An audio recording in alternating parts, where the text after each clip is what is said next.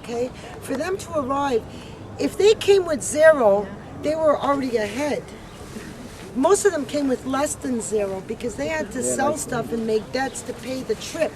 So by the time they landed on this soil, they were at minus, they weren't even at 0. 0 would have been like, oh wow, this is great, let alone $50 in your pocket. So they had to start working like the next day.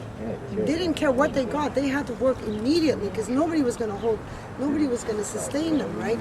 Now those are the stories that were told by the old people.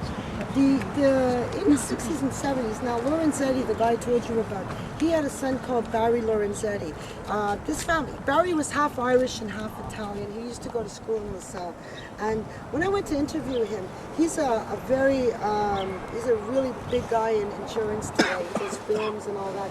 He used to live across the street over there. The first thing he wanted to tell me was the fact that he's the president of the, oh God, I forgot the name of it, the hockey association. Like, he's in charge of, he wants to get outdoor hockey rinks outside in parks all over Canada. They raise funds to do this. Now, the story he told me is that they used to come here, the kids, and after school they used to always bring pails of water, and they used to... I was there. You were there? Yes, right in the corner there was the Navy skating rink. Yeah, over here, exactly. So they used to come and they used to put the pail. Hi, Delino. I saw you. Hi, Joyce. Kim, thank you. Sorry. Thank you. I needed the Protestant element. Thank you. I just came to check to make sure you weren't wearing the white shoes and gloves because it's not after the right time yet. You know? Thank you. Thank you. No, that was just for the promo picture. Wow. So then he used to put the water down. And these kids used to do this every single day. And then the city would come because they were afraid of insurance or something. They would come and they would throw snow over it. The kids every day would come back and do this. Finally, one day they came and they just destroyed the whole rink, you know? But he said to me, he goes, you know, it was funny because they would take longer to make the ice than the time you actually had to play on the ice, right? But this built camaraderie, right? And it also built kids being smart, and kids were responsible. And that generation, like my generation of kids, and you talk to everybody who's here who grew up in a working class neighborhood, you know this. You grew up like having to figure out things on your own. Nobody gave you anything. They didn't even give you an ice rink. You had to make your own stuff. And this is where a lot of people became street smarts, is on the streets, because you had to figure things out. Nobody taught you anything. You learned how to size people up. You had to size people up. Who was your friend? Who wasn't your friend? And this is where that's it for this. Okay, now I just want to... You see, we Do you have any questions? Do you know where the town gets its name, Ville Emard? Yeah, it was from Emard, who was a lawyer, and he's the one who founded it. And I guess that's why, if you look at Emard Street, it's a beautiful, very wide, it's almost like a boulevard-sized street. And Monk was another lawyer who also founded Ville Emard, and there was 3 other guys as well, but I don't remember their names. Okay, so let's move on this way. Are there any questions? Hello. Hello, how are you? Good, you? Can't complain. See you. Hi.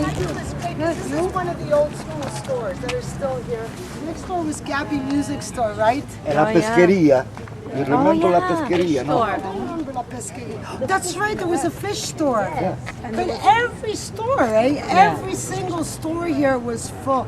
Now, the one thing about Monk Boulevard that's really interesting and sad, okay, is that the old people from before World War II, the first Italians that settled here, they used to call it the Boulevard.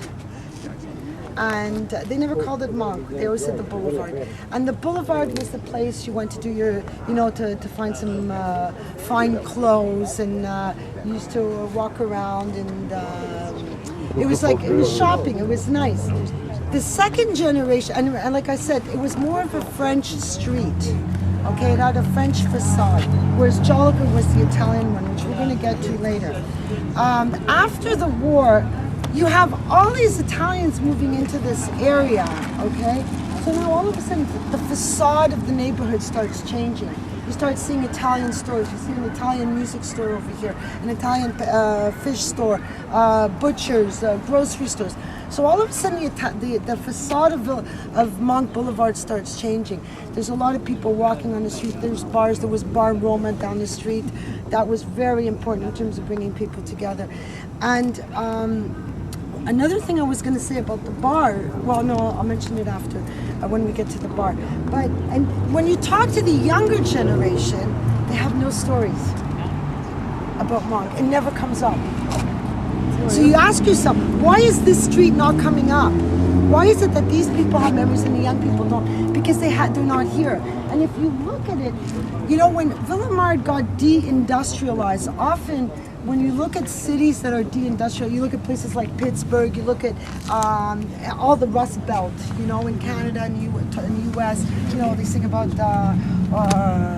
Bruce Springsteen, what does he sing? He sings. Yeah, those songs, you know. No, you know what I'm talking about.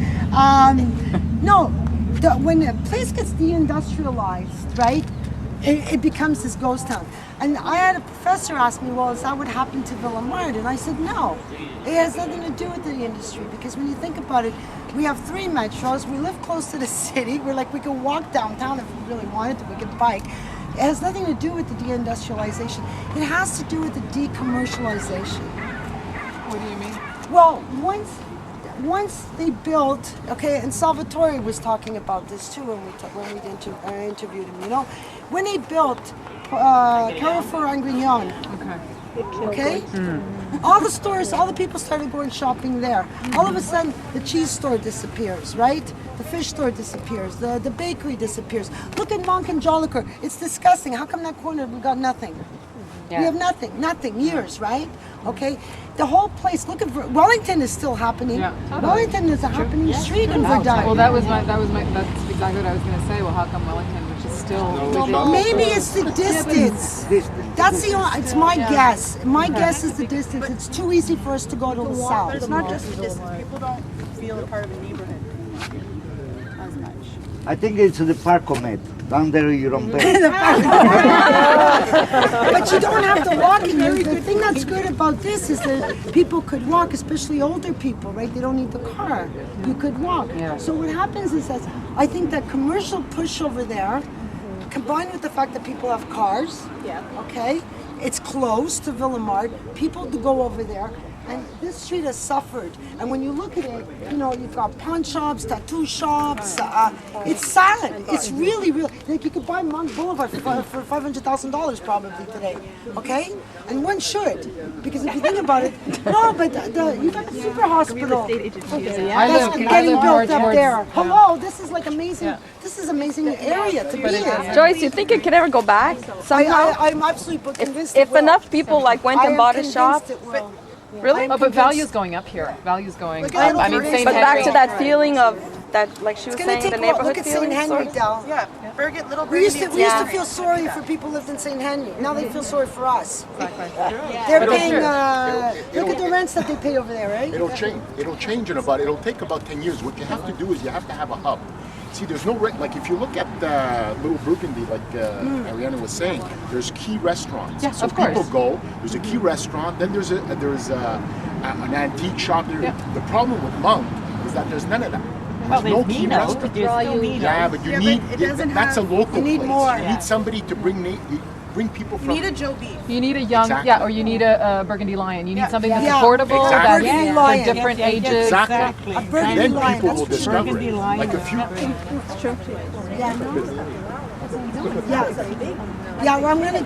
Delilah's I'm gonna get to, but yeah, Delilah's was a huge help too. But they were also part of the community, and I think the problem with the facade right now, it's like a ghost town. It looks awful, and you could see physically, you could see how the neighborhood has changed because you saw the presence of the Italians. We saw it through the gardens, we saw it through the properties, we saw it through the facades of the stores. We didn't have this graffiti, we didn't have anything. I'm sorry, but we're not the Benefice Social, okay? That group that didn't want to take care about anything.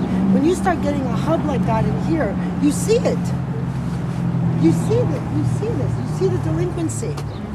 Okay, so you definitely went. As the Italians left and built LaSalle, because they wanted bigger houses, okay, you had a different type of people, and it has nothing to do with money. It has to do with attitude. This street right here, it used to be gorgeous. Every house.